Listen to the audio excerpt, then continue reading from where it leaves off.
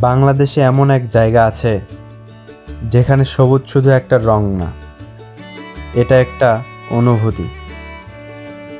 যেখানে পাহাড়ের ঢেউয়ের মতো সাজানো চা বাগান আর প্রতিটা বাতাসে মিশে থাকে এক অদ্ভুত শান্তি।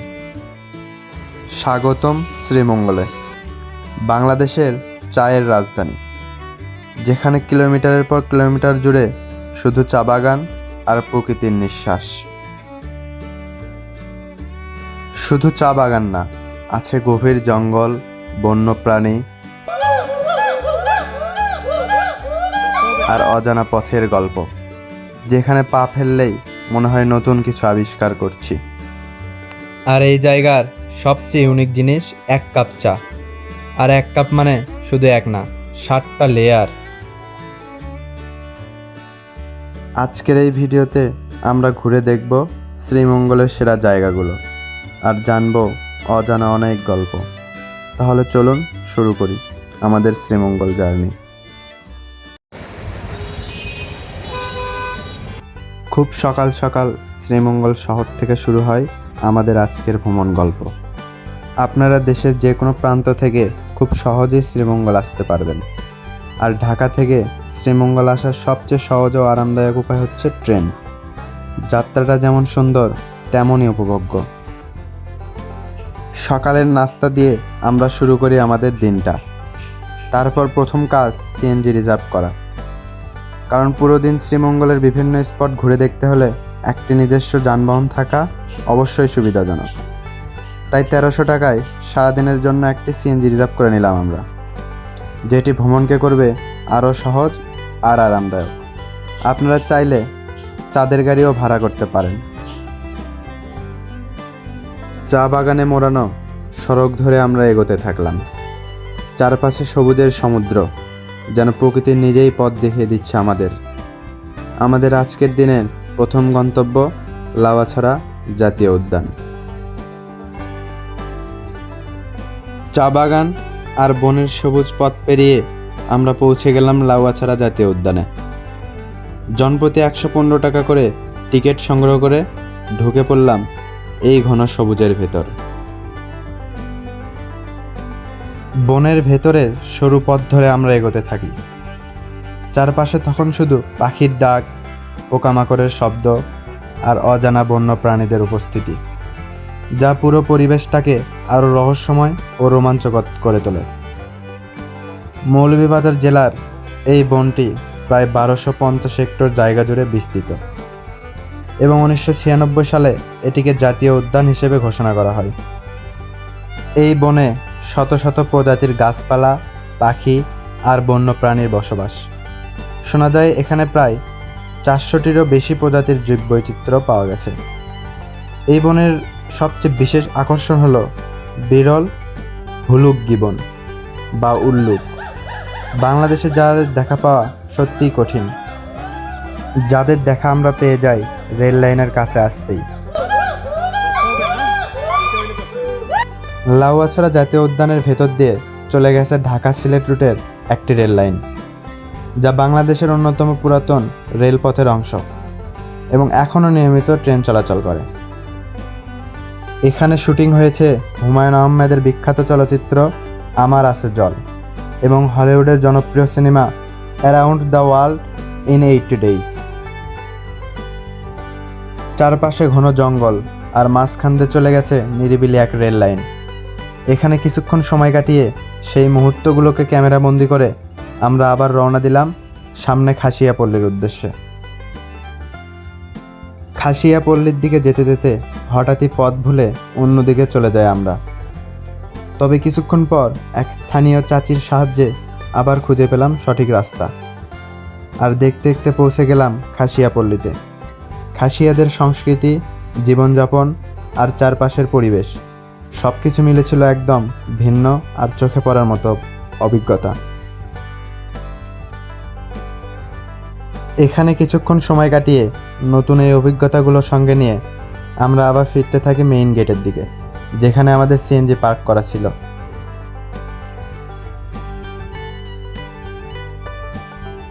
ফিরতে ফিরতেই কানে এলো ট্রেন যাওয়ার শব্দ। ততক্ষণে ট্রেনটা চলে গেছে ইচ্ছা ছিল সেই সুন্দর মুহূর্তটা ক্যামেরা বন্দি করব, কিন্তু আফসোস সেই দৃশ্য আর দেখা হলো না। লাউয়াছড়া জাতীয় উদ্যান ঘোরা শেষে আমরা রওনা দিলাম আমাদের পরবর্তী গন্তব্য মাধবপুর লেকের উদ্দেশ্যে। পথে যেতে যেতে লেকে পৌঁছানোর আগেই চোখে পড়ল এক অপূর্ব সুন্দর চা বাগান। সবুজের এই দৃশ্য আমাদের থামতে বাধ্য করলো। আমরা আবার দেরি না করে সিএনজি থামিয়ে নেমে পড়লাম। চা বাগানটির নাম পদ্মছড়া চা বাগান। চা বাগানে কিছুটা সময় কাটিয়ে আমরা আবার রওনা দিলাম মাধবপুর লেকের উদ্দেশ্যে। এবারের পথটা যেন একটু বেশি মোহময়, মনে হচ্ছিল আমরা স্বর্গের কোনো এক পথে এগিয়ে যাচ্ছি। দুপাশে বিস্তীর্ণ চা বাগান, সবুজের অপার সমাহার। প্রতিটা মুহূর্তেই সেই দৃশ্য আমাদের বিমোহিত করে তুলছিল। কিছুক্ষণ সময়ের এই স্বর্গরূপ রাস্তার যাত্রা শেষ করে আমরা পৌঁছে গেলাম মাধবপুর লেকের পার্কিং এরিয়ায়। আমাদের সিএনজিটা সেখানে পার্ক করে আমরা ধীরে ধীরে এগোতে লাগলাম লেকের দিকে।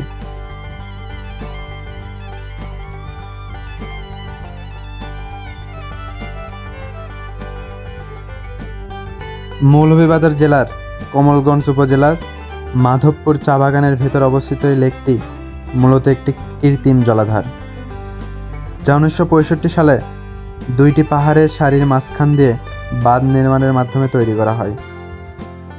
প্রধানত চা বাগানের পানির প্রয়োজন এবং পাহাড়ি ঢল নিয়ন্ত্রণের জন্য এই লেক গড়ে তোলা হয়। বর্তমানে এটি একটি সুন্দর পর্যটন কেন্দ্র হিসেবে পরিচিত। চারপাশে সবুজ পাহাড়, চা বাগান আর নীরব পরিবেশ, সব মিলিয়ে জায়গাটা যেন এক শান্ত নিস্তব্ধ স্বর্গ। লেকের শান্ত পানিতে ভেসে থাকা শাপলা আর আশেপাশে অপরূপ সবুজ প্রকৃতি পুরো জায়গাটিকে করে তুলেছে আরও বেশি মোহময়।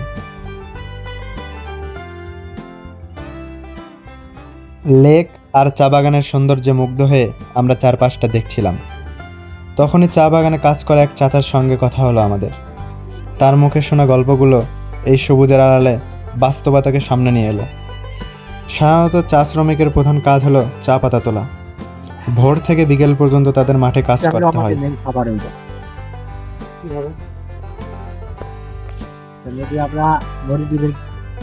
প্রতিদিন নির্দিষ্ট পরিমাণ পাতা তুলতে হয়, না হলে পুরো মজুরিও পাওয়া যায় না। বর্তমানে একজন চা শ্রমিকের দৈনিক মজুরি প্রায় 168 থেকে 170 টাকা, যা আমাদের দেশের অনেক পেশার তুলনায় বেশ কম। এই অল্প আয়ে দিন চলতে অনেক কষ্ট হয় তাদের। অনেকেই দিনে মাত্র একবেলা ভাত খেতে পারেন, বাকি দুবেলা খেতে হয় রুটি আর চা পাতার ভর্তা। এই কম মজুরির কারণে তারা দীর্ঘদিন ধরে আন্দোলন করে আসছেন, কিন্তু এতে কোনো কাজ হয়নি। তাদের কথায় পূর্বপুরুষরা একসময় ইংরেজের দেখানো লোভে পড়ে ত্রিপুরা থেকে সিলেট শ্রীমঙ্গল অঞ্চলে এসেছিলেন অতিরিক্ত লাভের আশায়, কিন্তু প্রজন্মের পর প্রজন্ম পেরিয়ে গেলেও তাদের জীবন আজও রয়ে গেছে সংগ্রামের মধ্যেই। মাধবপুর লেক ঘুরে দেখে লেকটিকে বিদায় জানিয়ে আবার আমরা রওনা হলাম। এবার গন্তব্য একটি রাবার বাগান। চা বাগানের সবুজের বদলে এবার চোখে পড়ল সারি সারি সোজা হয়ে দাঁড়িয়ে থাকা গাছ। আমরা পৌঁছে গেছি রাবার বাগানে। গাছগুলোর গায়ে দাগ কাটা, সেখান থেকে ধীরে ধীরে ঝরে পড়ছে সাদা রাবারের রস। নিচে ছোট পাত্রে জমা হচ্ছে সেই তরল। চারপাশে এক ধরনের নীরবতা, মাঝে মাঝে শুধু পাখির ডাক। সব মিলিয়ে জায়গাটা যেন রহস্যময় আর ভিন্ন অনুভূতির। রাবার বাগানে কিছুটা সময় কাটিয়ে এবার আমরা চলে এলাম নূরজাহান টি এস্টেটে। এখানে এসে যেন আবার নতুন করে মুগ্ধ হতে হলো। ঢেউ খেলানো ছোট ছোট পাহাড় জুড়ে বিস্তীর্ণ চা বাগান, চোখ যতদূর যায় শুধু সবুজের সমুদ্র। সারি সারি চা গাছ, তার মাঝে আঁকাবাঁকা পথ আর চারপাশের এক অপার্থিব নীরবতা, সব মিলিয়ে জায়গাটা যেন প্রকৃতির এক জীবন্ত ক্যানভাস। হালকা বাতাসে দুলতে থাকা চা পাতার মৃদু শব্দ, দূরের পাহাড় আর সবুজের স্তরে স্তরে সাজানো দৃশ্য আমাদের বারবার থামিয়ে দিচ্ছিল, শুধু দেখার জন্য আর অনুভব করার জন্য। নূরজাহান টি এস্টেটের এই শান্ত, নির্মল আর ছবির মতো সুন্দর পরিবেশ প্রকৃতিপ্রেমী আর ভ্রমণবাসীদের জন্য সত্যি এক স্বর্গীয় অভিজ্ঞতা। আর সত্যি বলতে, এ পর্যন্ত যত চা বাগান দেখেছি, এটি ছিল তার মধ্যে সবচেয়ে সুন্দর চা বাগান। নূরজাহান টি এস্টেটকে বিদায় জানিয়ে এবার আমাদের গন্তব্য লাল পাহাড়। ফিনলে চা বাগানের ভিতর দিয়ে হাঁটতে হাঁটতে এগিয়ে যাচ্ছিলাম আমরা। চা বাগানে ছড়িয়ে থাকা সবুজ আর শান্ত পরিবেশ আমাদের যাত্রাটাকে আরও সুন্দর করে তুলছিল। কিন্তু হঠাৎই দূর থেকে একজন গার্ড আমাদের ডাক দিয়ে থামালেন। জানালেন এই এলাকায় এখন প্রবেশ নিষেধ, কারণ এটি ফিনলে কোম্পানির ব্যক্তিগত সম্পত্তি। আর হঠাৎ করেই যাত্রার ছন্দ বদলে গেল। লাল পাহাড়ে যাওয়ার ইচ্ছাটা অপূর্ণই থেকে গেল। ফিনলে চা বাগানের সৌন্দর্য উপভোগ করে আর কিছুটা হতাশা নিয়েই আমরা ফিরে এলাম। তবে ভ্রমণ তো থেমে থাকে না। আবার নতুন গন্তব্যের দিকে রওনা হলাম আমরা। এবারের গন্তব্য রামনগর মণিপুরি পাড়া, যেখানে অবস্থিত বিখ্যাত আদি নীলকণ্ঠ টি কেবিন। আর এই জায়গাটির সবচেয়ে আকর্ষণ হলো 7 লেয়ারের চা, যা দেখতে যেমন আকর্ষণীয়, স্বাদেও তেমন ভিন্নধর্মী এক অভিজ্ঞতা। এখান থেকে আপনারা চা এবং চায়ের বিভিন্ন মশলা সহ অনেক কিছু ক্রয় করতে পারবেন।